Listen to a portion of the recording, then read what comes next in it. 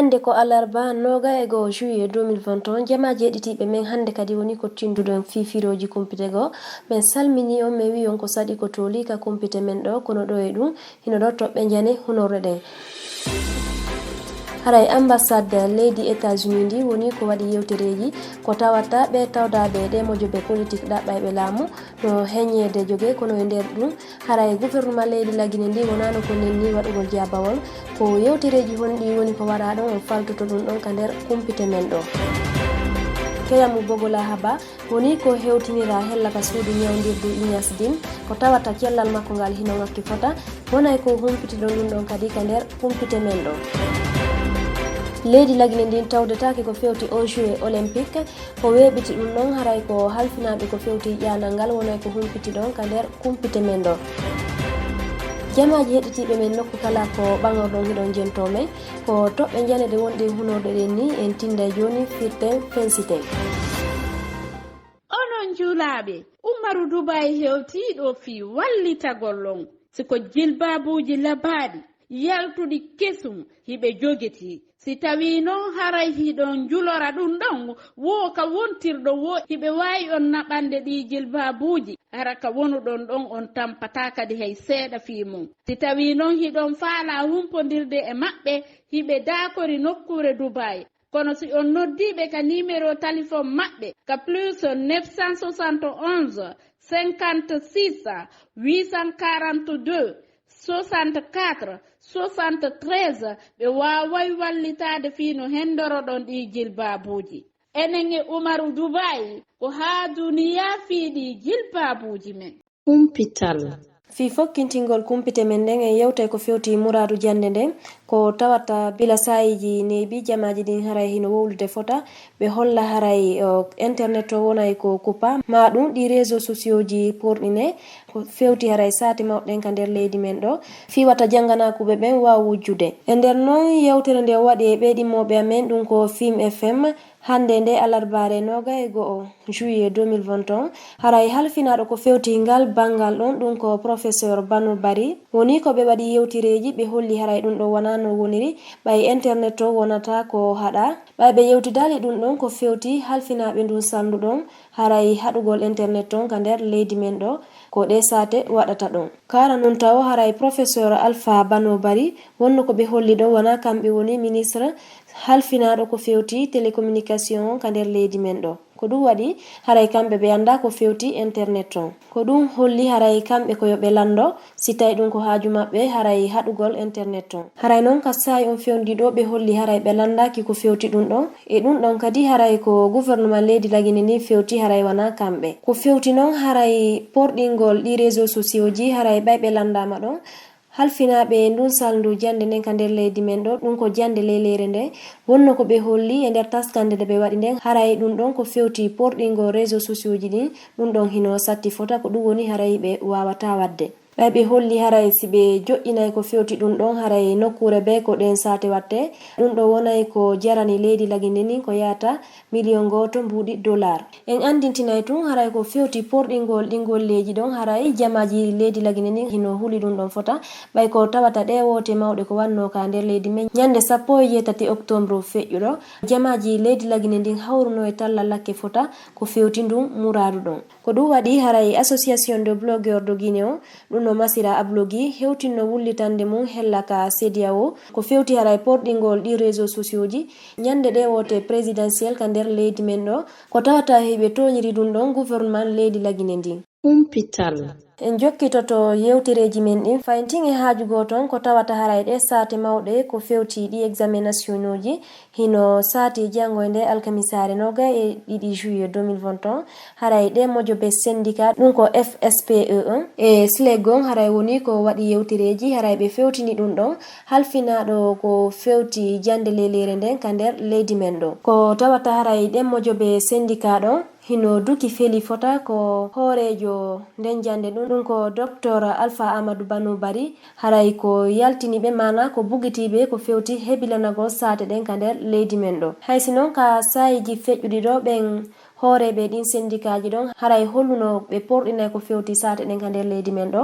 haray ɓe holli ɓe yahata ha ɗum ɗon joofa. E wi noon secrétaire général du syndicat libre des enseignants et chercheurs de Guinée haray ɗe sate wonata ko ɗe porɗinaɗe fo o holli haray humodiral no woodi hakkunde menen syndicat ɓen e gouvernement o ko tawata ko woni hakkunde men haray ko ministre halfinaɗo ko fewti jande lelere nden ɗum noon koko fewti hakkunde gollowo e gollanteɗo bila noon neeɓi haray humodiral amen ngal harino yarude no haniri haray komin faala koyo ɗum ɗon jokkito si tawi noon ministre jon holli haray o faala ka golludude e amen minen syndicat ɓen haray ko be min waɗa yewtireji ko fewti ndummuradu ɗon ko ɗum waɗi haray si minen syndicat ɓen fo min tintiduno min yewti ko holli haray ɓe yaltini men ko fewti haray hebilanagol sate ɗen ka nder leydi men ɗo ko ɗum waɗi haray si min landiti yo nden eɓɓore maɓɓe ɗon itte ko ɗum woni ko sifi Aboubacar Souma ko ɓe ñokondoɓe amen gollaɓe o site africaguinée.com ɗen ɗo di e makko e nde alarbare 21 juillet 2021 ka jokkitagol yewtere makko nde wonno ko holli ɗon ko on ministre jo waɗano ɗon o holluno haray o golliday e ɗe mojoɓe syndicat ko honɗum noon haray o yiltani fondo makko ngon Aboubacar Souma wonno ko holli ɗon si tawi ɓe yiltake ngon fondo maɓɓe ngo ɓe ƴetti yaltingol men ko fewti hebilanagol sate ɗen haray wonay ko min darti ndummuradu ɗon min ƴetta eɓɓoje ka sayum fewndi ɗo haray min darto ko fewti menace ji ɗin mana hulɓingol ɓe ɓay haray beɗen sate ɗo waɗa ɓay min falaka haɓidude e mawɓe lekkolɓe ɓen ko ɗum waɗi haray si min waɗay no ɗe sate ɗo wawa latorade kono si ɗum ɗon feƴƴi wonay ko min ƴetti eɓɓoje kese goo fiyoɓe wawa nande haalaji amen ɗin ɓe faama kadi ko honɗum min faala ko ɗum woni ko holli Aboubacar Souma hoorejo nde mojoɓere syndicat SLEG Kumpital fayntin en jokkitoto kumpite men nden e haajugo ton ko tawata weeti ko bimbi ɗe sate wonay ko fuɗɗi janngo e nde alkamisare 22 juillet 2021 haray syndicat national de l'éducation ɗum no masira SNE woni ko yaltintini ellaji ko fewti hebilanagol ɗen sate ɗon ka nder leydi men e nder yewtere nde ɓe waɗi hande nde alarbare 21 juillet 2021 haray SNE on woni ko yaltintini ellaji ko fewti ɗen sate ɗon ɗum noon ko wano winditugol candidat ɓe mana enregistrogol ɓe ko tawata ko balɗe tati heddi ɗo yoɓe waɗu bakkon ellaji kadi hi'aɗi ko fewti haray on liste maɓɓe mana kaydiri ɓen candidat ɓe ɗon e carte maɓɓe ɗen ɓuytugol e woɗɗina kadi ɗin nokkeli ɗe ɓen fayɓe hewdirta fi waɗugol sate maɓɓe ɗen ko tawata ɗum ɗon koka sakkito ɗum ɗo woni ko ɓe yetti eɓɓore yaltingol mojoɓe syndicat ɗen ko fewti hebilanagol sate ɗen ɗum noon ko wanowa bakkon angal yewtugol ko fewti haray jawdi waɗeteni ɗin fiyo ɗen ɗon sate wawu latade haysi noon ɗin ɗon ellaji woni ko yaltiti haray nden mojoɓere syndicat ɗon wonno ko landiti ɓe karama ko l'école ɓe hewtirayɓe toon fi darugol paykoykoy harayo ɓen ɗon gollir nunɗal ɓe salo kadi ko fewti ngenari ndin ɓe waɗa golleji ko naɓi ɓe kon ɓe waɗa ɗum ɗon hara kono haniri Kumpital fayntin en jokkitoto kumpite men ɗen yewten ko fewti muraɗi politique ɗin e nder yewtere nde ambassade leydi États-Unis ndi waɗi haray woni ko ɓe yewti ko tawata haray ɓe ɗaɓɓayɓe laamu hino soñji fota ɓa haray yimɓe maɓɓe ɓen hino heññede jogue ko sayon fewdiɗo e nder ɗum haray ambassade leydi États-Unis ndi wonno ko weltori ko tawata haray woɓɓe heññanoɓe jogue woni ni lebbi 7 haray ɓen ɗo woni ko yaltina tawo haysina fes woni ko ɓe yaltina ɓe holli haray ɗum ɗon ko hunde moƴƴude fi haray yo leydi lagine ndi wawu nantodirde e nder ɗum kadi ɓe dukunoɓe felli ko tawata haray keyamu bogola haba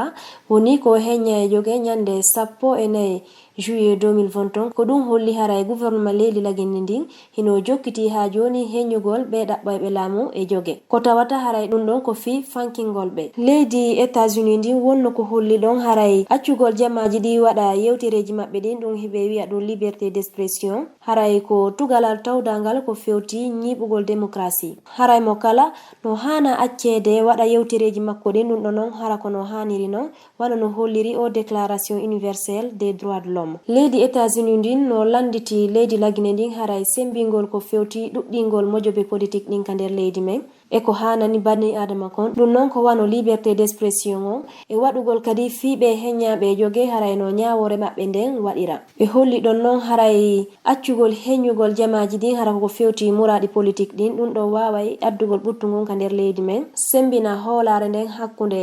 gouvernement on e jamaji leydi ndi e ɓe ka leyɗe janane ko fewti mouradu démocratie ndu e waɗugol kadi hara fino yewtere nde waɗira ka leydi men ɗum hiɓe inna ɗum dialogue politique ko tawata ɗum ɗon si wawa latade haray be ɗin partiji politique fo tawde hara ɓen ɗon kadi hino tañƴini si ɗum ɗon lanni haray ɗum ɗon yaray no haniri fayntin e nder haaju goton haray gouvernement leydi lagine ndin kamɓe kadi wonano ko ɓe nenni ko fewti jabagol ambassade leydi états-unis ndin ko ɗum waɗi haray si gouvernement leydi lagine ndi holluno ɗon haray hiɓe welti fota ko tawata ambassade leydi états-unis ndi woni ko welti ko fewti golleji ko justice leydi lagine ndi waɗi kon e nder ɗum wonno ko ɓe yewti ɗon kadi haray faale ambassade leydi états-unis ndi ko fewti haray waɗugol ñawoje ɗen mana ɗi yewtereji hewtinaɗi yeeso ñawoɓe yo waɗe tinnaka nder leydi men hara kadi ko hoore no haniri e holli ɗon kadi haray gouvernement leydi lagine ndi haray haɗaka hula kadi ko fewti ko hanani bani adama kon ka nder leydi men ɗum noon haray ko fewtimo ɓe yo waɗu haalaji ɗi hara kono haniri no holliri noon kadi constitution leydi lagine ndin ka hombugol yewtere maɓɓe nden wonno ko ɓe holli ɗon haray leydi lagine ndin ko kurjandi ko fewti haray ko hanani haqqe bani adama ɗum noon ko jogitagol jamaji ɗin fo hara kono haniri noon yeeso laamu ngu ko ɗum woni ko sifi Tibu Camara ƴetto konngol ngol e inde gouvernement leydi lagine ndin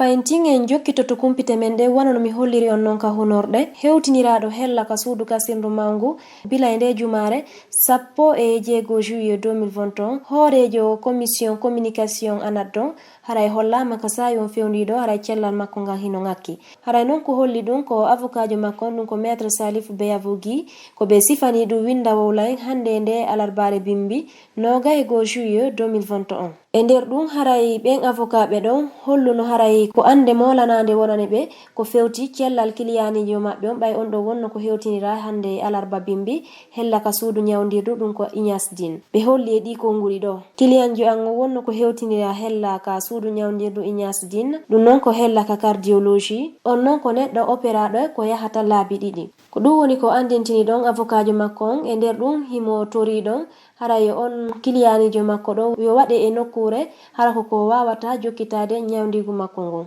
ka jokkitagol yewtere makko nden maître Salif Beyavogui wonno ko holli ɗon haray cellal kiliyanijo makko on wawatamo wallude fiyo jogite nokkure ha neɓa ɓe holli haray médecin ɓe makko ɓen manda ñawdoɓe makko ɓen holli haray on ɗon koyo ayne kono e haqiqa on haray hilan ani fota ko fewti cellal makko ngal ko ɗum woni ko sifi ɗon maître Beya fi hombugol kumpite men ɗen haray leydi lagine ndin tawdetake ko fewti 32e édition de jeux olympique on saati ɗum Tokyo ñande 23 juillet 2021 ha ñande 7 août 2021 e nder nan communiqué mo Sanusi Bantama Sow waɗi ɗum ko ministre halfinaɗo ko fewti ƴananga ka nder leydi men ɗo wonno ko holli haray koko nawnare coronavirus nden uɓɓiti kon fota woni ko tawata haray ɓen latoɓe ballon on mana joueɓe on jeu olympique ɗon woni hewtiroyta ko fewti ndummurar ɗon ɓe holli ko tawata ko sayon fewniɗo haray nde nawnare coronavirus no firti paali fota ko ɗum waɗi haray si gouvernement leydi lagine ndin ko tawata hiɓe ani fi cellal jouerɓe maɓɓe ɓen ko ɗum waɗi si ɓe haɗi ɓen ɗon hewtiroygo hella Tokyo fijugol 32e olympiade ɗon waɗay ɗum Tokyo e nder ɗum gouvernement leydi lagine ndin e leykongol ministére du sport on woni ko holli angisande maɓɓe daragol dankaranno ko fewti haray yo ƴanangal yo yaru no haniri ka nder leydi men ɗo jamaji heɗitiɓe men nokku kala ko wonɗo men jentorde hande kadi ko ha fendo sa'i ɗo wonɗen ardude ko fewti kumpite ɗe min weltanikel nokku kala ko jentorɗon men hiɗon accito hajuji mum ɗi haray sik tawi ko ɗum muuyo o muuyi en tinday e ɗi sayiji wonɗi arde ɗo fifiroji kumpite go min weltanikon e wassalam. onon julaɓe Umaru Dubai hewtiɗo fi wallitagollon siko jilbabuji labaɗi yaltuɗi kesum hiɓe jogeti si tawi noon haray hiɗon julora ɗum ɗon wo ka wontirɗo wo hiɓe wawi on naɓande ɗi jilbabuji hara ka wonuɗon ɗon on tampata kadi hay seeɗa fi mum si tawi noon hiɗon faala humpodirde e maɓɓe hiɓe dakori nokkure Dubai kono si on noddiɓe ka numéro téléphone maɓɓe ka plus 971 56 842 64 73 ɓe waway wallitade fino hendoroɗon ɗi jilbabuji enen e umaru dubai ko ha duniya fiiɗi jilbabuji men.